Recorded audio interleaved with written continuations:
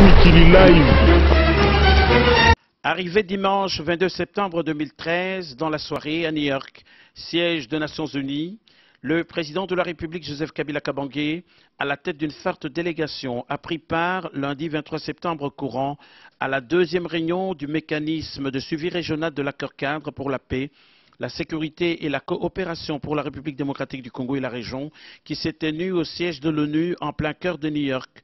Rencontre de haut niveau que le secrétaire général de l'ONU Ban Ki-moon et Mme Nkosazana Dlamini-Zuma, présidente de la Commission de l'Union africaine, ont conjointement convoqué en vue d'évaluer l'application de l'accord-cadre d'Addis-Abeba, d'analyser l'évolution de la situation en RDC et dans la région et de proposer des pistes de solutions afin de pacifier définitivement l'est de la RDC et de stabiliser toute la région. C'était en présence de Mary Robinson, envoyée spéciale du secrétaire général de l'ONU. 7 chefs d'État des pays membres de la CIRGL et de la SADC ont participé à ces assises. Joyce Banda, présidente en exercice de la SADC et président du Malawi. Kaguta Museveni, président de la CIRGL et de l'Ouganda. Joseph Kabila Kabange, président de la République démocratique du Congo. Jacob Zuma, président de l'Afrique du Sud. Paul Kagame, président du Rwanda. Jakaya Mrisho Kikwete, président de Tanzanie. Le vice-président du Soudan du Sud et les ministres des Affaires étrangères d'Angola, de Zambie, du Burundi et du Congo-Brazzaville et une pléiade d'experts. Plus d'une heure en la salle ECOSOC avec une vingtaine d'interventions. Plus d'une heure en la salle ECOSOC avec une quinzaine d'interventions qui ont marqué ces travaux de New York, balisant une fois encore le chemin de la paix durable au Congo-Kinshasa et dans cette contrée d'Afrique centrale. Le secrétaire général de l'ONU Ban Ki-moon nourrit l'espoir de la paix en RDC et dans la région avec le concours de tous les membres signataires de l'accord-cadre. Madame Nkosazana Zuma, elle pense que la consolidation de la paix passe par le développement de la RDC et de toute la région. La présidente de la SADC estime que les souffrances du peuple congolais doivent cesser car c'est un affront pour les Nations Unies et que les M23 se doivent d'éviter toute action militaire. Le président de la CIRGL, Kaguta Museveni, loue les efforts que conjugue tout le monde pour que la stabilité revienne. À cette rencontre, la voix de la République démocratique du Congo a été entendue sans cesse à travers le président de la République, Joseph Kabila Kabange, qui a remercié de tout cœur personnalités et organisations africaines et internationales pour la paix au Congo et dans la région. Il a démontré que les autorités de la RDC respectent à la lettre les engagements de l'accord cadre et organisent les concertations nationales, socle de la cohésion et de l'unité. Pour lui, la paix doit être restaurée de façon durable et l'impunité est à combattre à tout prix. Le président Jacob Zuma a mis en évidence le respect de la souveraineté de la République démocratique du Congo et il a plaidé pour une paix durable. Il en est de même du président tanzanien Jakaya Mrisho Kikwete. De manière globale, il ressort de ces travaux la volonté d'éradiquer la violence cyclique en RDC, de faire respecter l'accord cadre d'Addis-Abeba, d'œuvrer pour la paix et la stabilité du Congo-Kinshasa et de la région, d'amorcer le développement intégral et de protéger les populations de l'Est en proie à la violence. Et un appel a été lancé aux pays signataires de l'accord de respecter scrupuleusement leur engagement pris à Addis-Abeba. Et un communiqué final a clôturé cette deuxième réunion de New York sur la situation de la République démocratique du Congo et de la région des Grands Lacs.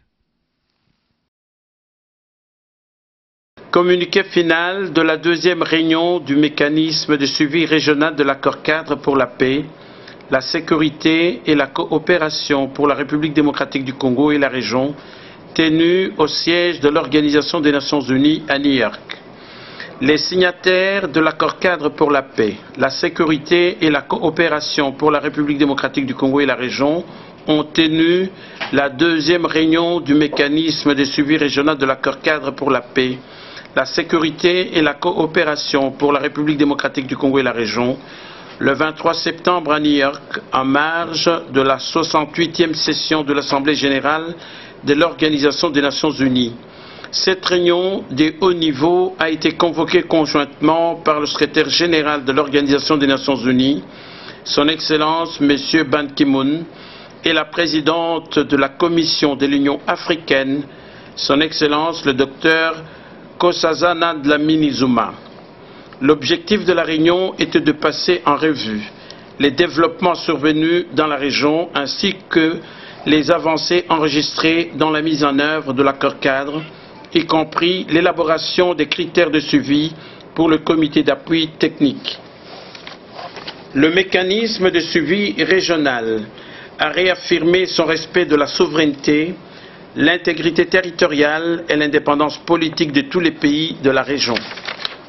A condamné fermement la reprise des hostilités par le M23, qui a occasionné de nombreuses victimes civiles et causé d'importants dégâts matériels dans les localités occupées et dans la ville de Goma, y compris les attaques récurrentes contre les forces armées de la RDC FARDC, les soldats de la paix de la mission de stabilisation des Nations Unies au Congo, MONUSCO, et les travailleurs humanitaires, a condamné les tirs d'obus sur le territoire rwandais. Également, toutes les forces négatives, en particulier les Maï-Maï, les forces démocratiques de libération du Rwanda, FDLR, l'armée nationale de libération de l'Ouganda, NALU, et les forces démocratiques alliées, ADF, les dernières actions de ce groupe ayant entraîné des déplacements internes massifs des populations et des flux de réfugiés. A salué son Excellence M. Yoweri Museveni, président en exercice de la CIRGL, pour ses efforts inlassables en vue d'une solution négociée au conflit dans l'Est de la République démocratique du Congo et exhorté les parties au conflit à conclure rapidement le dialogue de Kampala, conformément à la décision prise lors du 7e sommet extraordinaire des chefs d'État et de gouvernement de la CIRGL qui s'est tenu le 5 septembre 2013. A salué et encouragé la poursuite des autres initiatives de dialogue politique entrepris dans la région, notamment le processus quadripartite d'Oyo. A salué les efforts de son Excellence M. Joseph Kabila Kabange et du gouvernement de la République démocratique du Congo en ce qui concerne l'élaboration et l'adoption des critères de suivi nationaux de l'accord cadre, ainsi que les progrès réalisés dans la mise en œuvre des réformes qui complètent et renforcent mutuellement l'exécution des engagements régionaux. A salué le travail accompli par le comité d'appui technique, CAT, en ce qui concerne l'élaboration des critères de suivi régionaux et d'indicateurs de progrès, lesquels définissent clairement les responsabilités et prévoient un calendrier pour la mise en œuvre de l'accord cadre. A adopté le rapport final du CAT, y compris les critères de suivi régionaux. Le mécanisme de suivi régional a salué l'élaboration des critères de suivi internationaux et a encouragé le CAT à travailler en étroite collaboration avec les partenaires internationaux en vue de l'amélioration des 10 critères. Le mécanisme de suivi régional a par ailleurs prié le comité d'appui technique d'élaborer un plan d'action détaillé pour la priorisation des actions liées à la mise en œuvre de l'accord cadre en étroite coordination avec les mécanismes régionaux, internationaux et nationaux en place. A prié l'envoyé spécial du secrétaire général pour les Grands Lacs, le représentant spécial du secrétaire général pour la République démocratique du Congo et le chef de la MONUSCO, le représentant spécial de la présidente de la Commission de l'Union africaine pour les Grands Lacs, l'envoyé spécial des États-Unis pour les Grands Lacs et le coordinateur principal de l'Union européenne, de fournir tout l'appui politique et technique nécessaire au dialogue de Kampala afin de conclure le dialogue sans délai. A exhorté les partenaires internationaux au développement à créer les dividendes de paix immédiats sur le terrain à travers les projets à impact rapide au niveau local et régional, en ayant pour principaux bénéficiaires les femmes et les jeunes, ainsi qu'à travers d'autres projets pertinents de la CIRGL et de la Communauté économique des pays des Grands Lacs, CPGL. A accueilli favorablement la création d'un fonds d'affectation spéciale multi-donateur regroupant plusieurs pays, afin d'appuyer la mise en œuvre des programmes et projets prioritaires, et a invité l'envoyé spécial du secrétaire général à user de ses bons offices afin de promouvoir et d'obtenir l'appui de la communauté internationale à la mise en œuvre de l'accord cadre. A pris note des demandes d'adhésion de la République du Kenya et de la République du Soudan à l'accord cadre et projeté la signature de ces adhésions lors de la prochaine réunion du mécanisme de suivi régional.